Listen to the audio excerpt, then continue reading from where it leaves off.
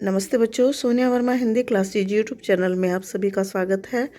और आज मैं आपके साथ डॉक्टर गणपति चंद्रगुप्त के इतिहास से संग्रहित आधुनिक काल की अंतिम प्रश्नावली 38 साझा करूंगी। तो चलिए वीडियो को आरंभ करते हैं। आज की प्रश्नावली 1281 नंबर के प्रश्न से मैं आरंभ कर रही हूँ। और पहला प्रश्न होगा, भारतेंदु रचित किस निबंध की शैली को देखकर डॉक्टर श्याम सुंदर दास भी भ्रम में पड़ गए थे कि यह निबंध भारतेंदु का लिखा हुआ है या नहीं। तो उन्होंने नाटक नाम का एक निबंध लिखा था और इस निबंध को देखकर ही बाबू श्याम सुंदर दास भी भ्रम में पड़ गए थे। अगला क्वेश्चन, पंडित बालकृष्ण भट्ट ने भयंकर आर्थिक अभाव को झेलते हुए भी हिंदी प्रदीप पत्र को कितने वर्ष एकांकी रूप से चलाया था। तो पंडित बालकृष्ण भट्ट ने हिंदी प्रदीप को 33 वर्षों तक चलाया था और उसका पहला जो अंक था वह 1870 ईस्वी में प्रकाशित हुआ था और इसका विमोचन भारतेंदु हरिश्चंद्र के द्वारा किया गया था। अगले प्रश्न को देख लेते हैं, किसने प्रताप नारायण मिश्र और बालकृष्ण भट्ट को हिंदी साहित्य का एडिसन और स्टील कहा है। तो आचार्य शुक्ल ने इन दोनों को हिंदी साहित्य का एडिसन और स्टील कहा है। अगला क्वेश्चन, प्रलाप शैली के जन्मदाता कौन माने जाते हैं। तो ठाकुर जगमोहन सिंह हिंदी साहित्य जगत में प्रलाप शैली के जन्मदाता माने जाते हैं।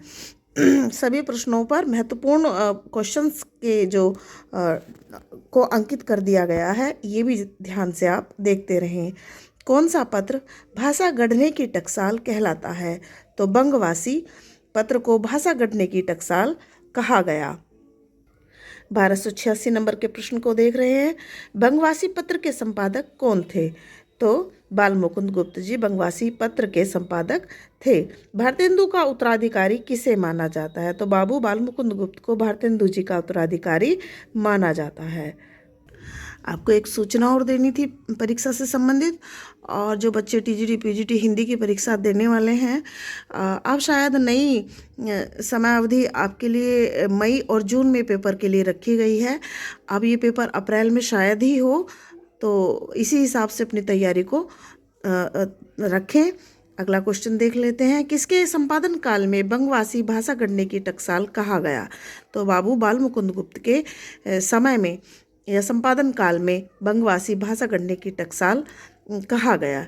अगला प्रश्न महत्वपूर्ण है, कवि वचन सुधा का प्रकाशन कब आरंभ हुआ।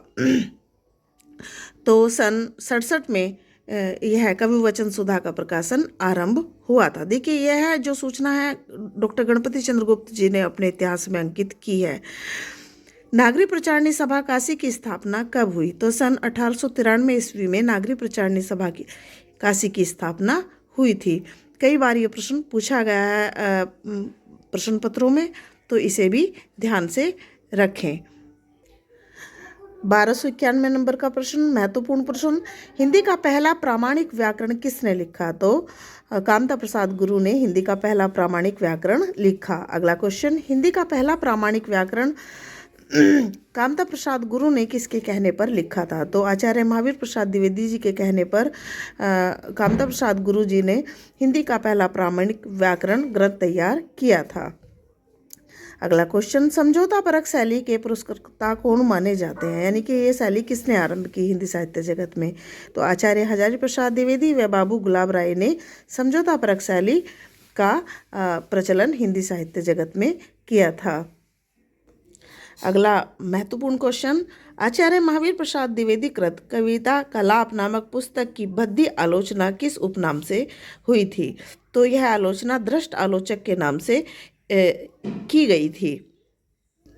1294 नंबर का प्रश्न 1293 नंबर के प्रश्न से जुड़ा हुआ ही है और यह बनेगा, ब्रजभाषा के समर्थक किस व्यक्ति ने दृष्ट आलोचक उपनाम रखकर आचार्य महावीर प्रसाद द्विवेदी की किस पुस्तक की गंदी आलोचना की थी। तो यह उन्होंने कविता कलाप नामक पुस्तक की आलोचना की थी। कवि रत्न व ब्रज कोकिल कौन कहलाया। तो सत्यनारायण कवि रत्न ब्रज कोकिल और कवि रत्न 2 उपाधियों से विभूषित थे। कौन आधुनिक काल के ब्रज भाषा के श्रेष्ठतम कवि कहलाए। तो जगन्नाथ दास रत्नाकर जी आधुनिक काल में ब्रज भाषा के श्रेष्ठतम कवि कहलाए। कौन खड़ी बोली में काव्य लिखने का कट्टर विरोधी था। तो बाबू जगन्नाथ दास रत्नाकर खड़ी बोली में काव्य लिखने के कट्टर विरोधी थे। देखिए यहाँ पर ये थोड़ा गलत हो गया था, तो मैंने इसे कर दिया है ठीक क्वेश्चन को। अगला क्वेश्चन देख लेते हैं। श्रीधर पाठक ने अंग्रेजी के किस कवि की 3 रचनाओं का खड़ी बोली में अनुवाद किया था? तो उन्होंने अंग्रेजी कवि गोल्ड स्मिथ की 3 रचनाओं का खड़ी बोली में अनुवाद किया था। खड़ी बोली को काव्य क्षेत्र में प्रतिष्ठित करने का श्रेय किसे दिया जाता है? तो वह श्रीधर पाठक को दिया जाता है। कौन हिंदी साहित्य जगत में खड़ी बोली के सर्वप्रथम सफल कवि रहे? तो श्रीधर पाठक जी इसका उत्तर होगा। अगला प्रश्न देख लेते हैं। श्रीधर पाठक खड़ी बोली कविता में किन 3 प्रवृत्तियों के प्रवर्तक माने जाते हैं? तो वह स्वच्छंदतावादी प्रवृत्ति के प्रवर्तक माने जाते हैं, प्रकृति प्रेम के प्रवर्तक माने जाते हैं और शोक गीत के भी प्रवर्तक माने जाते हैं, क्योंकि उनके द्वारा लिखा गया प्रथम शोक गीत हिंदी साहित्य जगत में शोक गीत लिखने की परंपरा का पहला स्तंभ माना जाता है। अगला क्वेश्चन इसी से जुड़ा हुआ है कि हिंदी का प्रथम शोक गीत कौन सा व किसके द्वारा रचित है? तो श्रीधर पाठक कृत आराध्य शोकांजलि हिंदी का प्रथम शोक गीत था। अगला क्वेश्चन देख लेते हैं। स्वच्छंदतावाद के प्रथम कवि और प्रवर्तक कौन माने जाते हैं? तो श्रीधर पाठक। प्रथम शोक गीत आराध्य शोकांजलि कब लिखा गया? तो श्रीधर पाठक ने इस शोक गीत की रचना सन 1906 ईस्वी में की थी। कौन आचार्य महावीर प्रसाद द्विवेदी के एक निष्ठ शिष्य रहे? तो मैथिली शरणगुप्त। कौन द्विवेदी युग के प्रतिनिधि कवि व राष्ट्र कवि कहे गए? तो मैथिली शरणगुप्त इसका उत्तर होगा। हिंदी साहित्य जगत में हालावाद कितने वर्ष रहा? तो वह लगभग 4 वर्षों तक हिंदी साहित्य जगत में व्याप्त रहा। हिंदी में रेखाचित्र विधा के जनक कौन माने जाते हैं? तो पंडित श्री राम शर्मा हिंदी साहित्य जगत में रेखाचित्र विधा के जनक माने जाते हैं। अगला क्वेश्चन महत्वपूर्ण। सर्वप्रथम इंटरव्यू किसने लिखे? तो डॉक्टर पदम सिंह शर्मा ने सर्वप्रथम हिंदी साहित्य जगत में इंटरव्यू विधा का परिचय कराया था। हिंदी साहित्य जगत की एकमात्र सर्वप्रसिद्ध पुस्तक यात्रा साहित्य पर कौन सी व किसकी है? तो डॉक्टर राहुल सांकृत्यायन द्वारा रचित घुमक्कड़ शास्त्र हिंदी साहित्य जगत की एक ऐसी पुस्तक है जो सबसे ज़्यादा प्रसिद्ध रही।